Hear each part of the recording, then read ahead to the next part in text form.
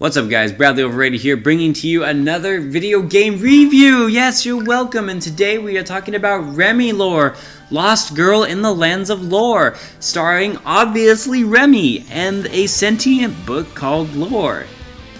Yes, this is not a joke, this is as anime as it gets, so let's jump into it right now. And quick disclaimer, if you play the story mode, by the way, like I found out the hard way, don't jump into any of the other modes, as it will delete your progress. The first issue, I have to get this out of the way, I was halfway through the story mode, decided to try out single player mode, tried to go back to story mode, only to discover that all my progress was lost. So if you're playing this game, don't do that. Just finish the whole story mode from start to finish. And you're welcome, I saved you a lot of frustration, and that's one of the many problems with this game. But let me just say before I get into anything else, I did enjoy this game. Ultimately, I still had a lot of fun playing it, despite the fact that there were problems. So now let's talk about the story. And the story is quite simple. You play as, obviously, like I said, Remi, who is this lazy teenage girl who accidentally bumps into a book, and the book gets so startled that he accidentally sends Remi into his world known as Ragnoa, because he's kind of a coward, as you'll find out. And now they have to team up to get Remi back home and save Lore's world from Shu, who was that other character on the screen. And no, I don't mean shoe as in the shoes you wear, I mean shoe as in like cream shoe, you know, the food type. Because food becomes an integral part of this game, but I'll get into that in a minute. The story itself is basic, straightforward, predictable, but it works for this game. It's as anime as you can imagine, and I don't hate it. I really don't. I don't think it's bad by any means. The voice acting isn't terrible until they start getting into fights and they start talking. Even during the fights they'll talk, and sometimes they'll be screaming, like literally they'll go "Eeeh!" and that's annoying. But the voice acting, you know, it gets the job done.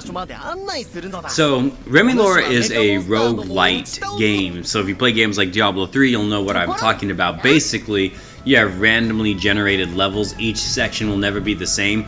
So if I die in Act 1-1, for example, and I have to replay it, it will not have the same layout. It's a very simplistic version of roguelite games though. You can do combos with your weapons, and I'll talk about weapons here in a minute, but the combos are just basically a light attack and a heavy attack, and you can vary between them, or you can use lore to summon magical spells to help give you an advantage in battle. That's about it, and it works for this game because this game is just simplistic in nature. But I do wish it was a little bit more fleshed out. For example, I wish I could acquire more combos for Remi, as I can acquire more spells for Lore, which is nice, but there's not much more I can do with Remi. Her attacks are always going to be the same. And that's the biggest problem with this game, is all of the levels. It doesn't matter if you're on Act 1-1 or 1-3, or if you're halfway through the game, they all feel the same. Even though the environments do change, it just feels kind of redundant. You just feel like you're doing the same thing over and over again. I wish they had found a way to make the levels a little bit more interesting. And not only do I wish the levels were a little bit more interesting, I wish the campaign was longer. There are only 4 acts in this game, and there's only 4 sub-acts in each section. So once you get to Act 1-4, for example, you'll fight a boss and you'll move on to Act 2-1. But once you get through Act 4, you're done, and this game is over, and I was surprised by just how quick it went. On the flip side though, when you do finish the game, you will be able to unlock other modes and more challenging campaign modes. For example, Nightmare mode, where a single hit is game over. So if you're looking for a challenge, this game will give you a challenge once you finish it through your first time. So there is that. And then I should also mention, when you finish each stage within an act, you will be rewarded based on a ranking system. And if you can get an S, you can get up to 4 treasure chests, and each treasure chest gives you a weapon, and the weapons are amazing! Holy crap, I am literally using poop hands, guys, to fight my way through. And not only can you use poop hands, you can use other things like a squeaky hammer, a broomstick, a fan, a balloon sword. Yes, that's right, you heard it here first. You can defeat mecha monsters with a balloon sword. The weapon variety in this game is by far the best thing about RemiLore. I absolutely love what they've done with that. And then not only that, as you play through the campaign and you try to beat it in different modes, you will unlock other costumes that you can have Remy wear.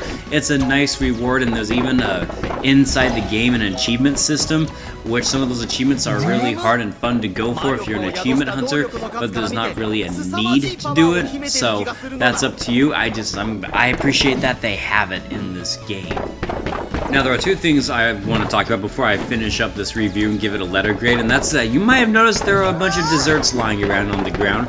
You pick them up and you can upgrade Remy and Lore's abilities. Now, like I said, you can't make Remy have some cool combos or anything, but you can upgrade, for example, the amount of desserts she loses after she gets a game over, and you can also upgrade Lore's magic abilities with those desserts. So you can do a bunch of things with them, and it's very nice.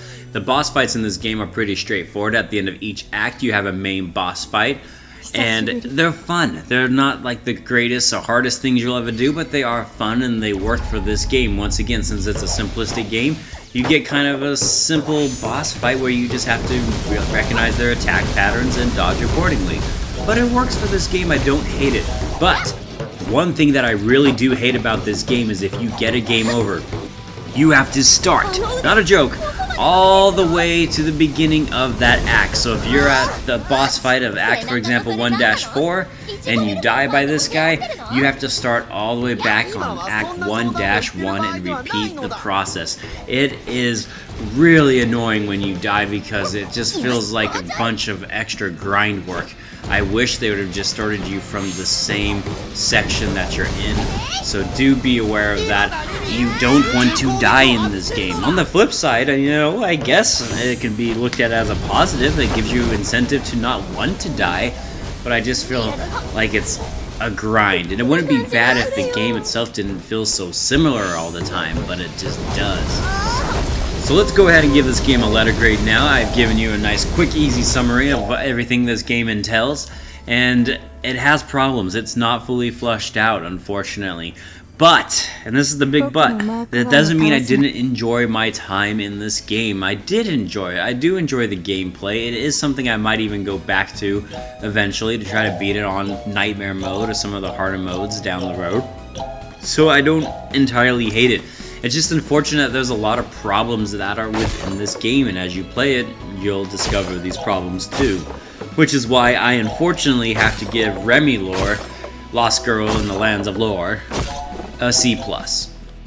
And I would like to give this game a higher grade, I really would. As I said earlier, I enjoyed this game and I might even go back to it. It's just not fully fleshed out. Everything ultimately in the end just feels like it could have been better. And that's kind of where RemiLore, I feel, will leave a lot of people. It's a game with a cool concept and a silly story, but just nothing's fully utilized. So it gets a C+. And that, guys, concludes my overrated review. I just wanted to say thank you so much for watching. If you enjoyed this video and you love my casual reviews, and you know you do, baby, I bring it, you gotta subscribe to this channel. Just do it. Pelvic thrust that subscribe button and fist bump that like button. And I will see you guys on the next overrated review. I am Bradley Overrated, out like a trout. I hope you guys have a good one, and I'm gonna go get me a dessert now. Maybe some cake. Or cupcakes. I love cupcakes.